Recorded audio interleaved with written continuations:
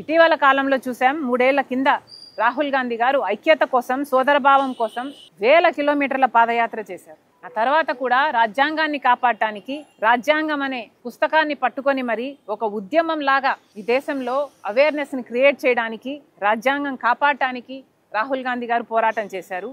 ఇప్పుడు ఓట్ చోరీ జరగకుండా ఓట్ అనే హక్కుని కాపాడడానికి రాహుల్ గాంధీ గారు ఈ పోరాటాన్ని నెత్తికెత్తుకున్నారు. ఇది రాహుల్ గాంధీ గారు చేయటం, కాంగ్రెస్ పార్టీ చేయటం, మా నాయకుడు చేయటం మా అందరికీ గర్వకారణం. ఈసీఐని ఇప్పటికే రాహుల్ గాంధీ గారు డిమాండ్ చేశారు. ఇప్పటికైనా పద్ధతి మార్చుకోవాలి, ఇప్పటికైనా నిజాలను బయట పెట్టాలి.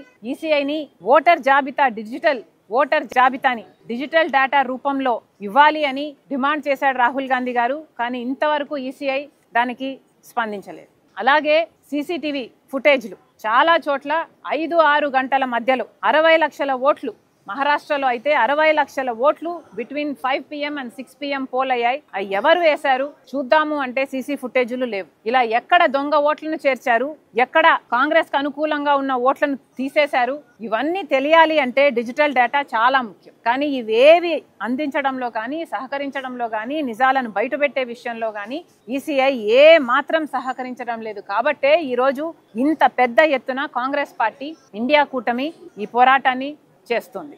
ఈ పోరాటంలో భాగంగానే ఓట్ చోర్ గద్దీ చోడ్ అనే క్యాంపెయిన్ కాంగ్రెస్ పార్టీ చేపట్టింది. అందులో భాగంగానే ప్రతి రాష్ట్రంలోనూ సంతకాల సేకరణ ప్రజల దగ్గర నుంచి వాళ్ళ మద్దతు కోరుతూ ఓట్లు చోరీ కాకుండా కాపాడే విషయంలో కాంగ్రెస్ పార్టీ చేస్తున్న ఈ పోరాటంలో వాళ్ళు కూడా మద్దతు ఇచ్చి వాళ్ళు కూడా సంతకం అడుగుతూ ప్రతి రాష్ట్రంలో ఈ సిగ్నేచర్ క్యాంపెయిన్ కాంగ్రెస్ పార్టీ చేపట్టింది. ఆంధ్ర రాష్ట్రంలో కూడా 175 నియోజకవర్గాలకు గాను ప్రతి కోఆర్డినేటరు, ప్రతి జిల్లా అధ్యక్షుడు కష్టపడి జనాల మధ్యకు వెళ్లి 17,65,000 చిల్లర సిగ్నేచర్లని ఓట్ చోర్ గద్దీ చోడ్ అనే క్యాంపెయిన్ కి కాంగ్రెస్ పార్టీ చేస్తున్న ఈ పోరాటానికి మద్దతుగా సేకరించడం జరిగింది. అదే ఇక్కడ నా వెనకాల ట్రక్ లో మీకు కనిపిస్తున్న సంతకాల సేకరణ ఫామ్స్.